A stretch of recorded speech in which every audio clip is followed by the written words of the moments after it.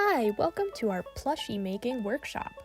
My name is Rachel, and today we are going to learn the basics of assembling a stuffed fabric critter. Items you will have gotten in your kit include felt, thread, needle, fabric scissors, polyfill, tacky glue, a needle threader, and you will also have gotten some extra accessories like fabric markers and doll eyes. Some of your items may look different than mine, but the process will still be the same. You will want all your pieces ready in place before you start. The first step will be to draw your pattern. You can draw directly onto the felt with a marker or piece of chalk.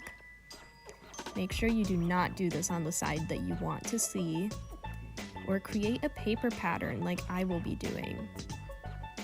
A pattern will help you keep the shapes consistent from piece to piece, especially if you need them to be identical.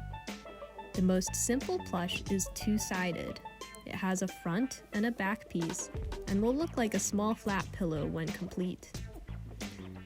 The next step up is to add a third piece for extra dimensionality. You can find many simple video tutorials of patterns to help you learn this. It can be difficult to mentally deconstruct how an animal looks as flat fabric, but imagine it in geometric 3D shapes, like you learn in school. This creates a net, and how it comes together is the basis for 3D structure.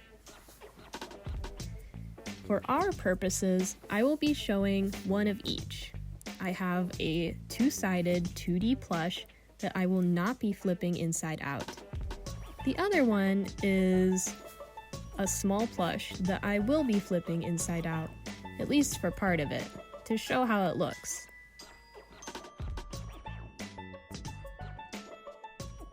Here is our pattern for the two-piece plush. Now we will thread the needle. If you use your needle threader, push it through the eye before putting the thread through the hole, and pull it back through.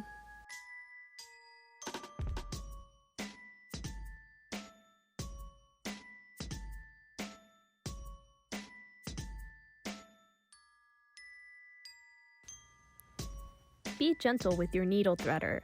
They can break if you apply too much force.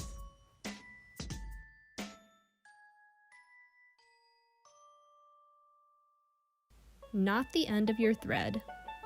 With felt, it has a wide knit to it, so many times the thread will pull right through.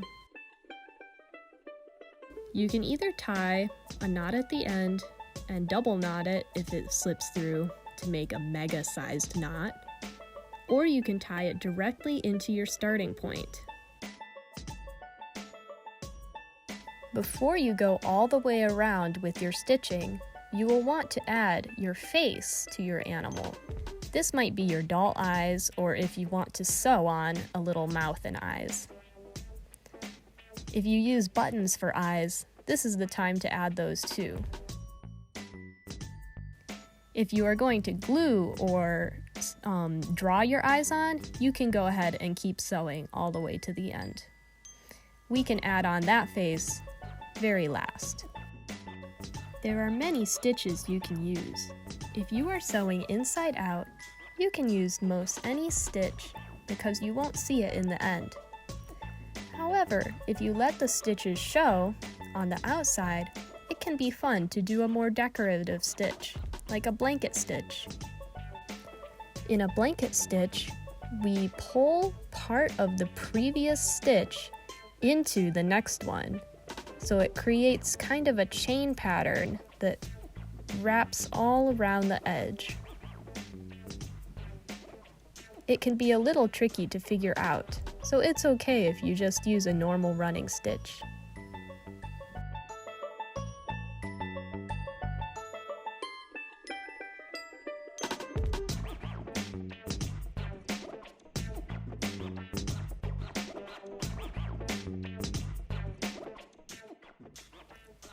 Okay, now it is time to stuff and complete the plush. Notice we left a hole here to put stuffing in. You can use your fingers to get the stuffing in place, or a pencil or other skinny object to help you out. Especially for smaller areas, this may be useful.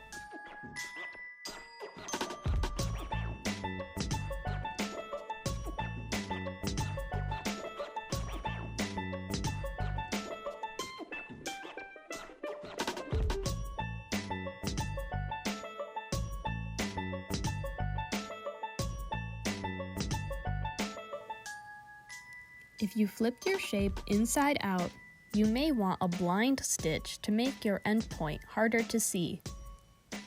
This can also be called a ladder stitch, named for how it looks before you pull it closed. If you've been sewing outside, we will continue with the same stitches for consistency. For the finish, you make 2 loops that you pull the needle through. This can be tricky. You might have to re-watch this part or pull up an additional tutorial. It's best to form a small loop first so that it's easier to see, and then when you pull through the second one, you just want to make sure that your needle is on the correct side of the loop, or else it doesn't pull all the way to the fabric. Once you have your finishing knot, you are going to trim all your loose threads, and you are done!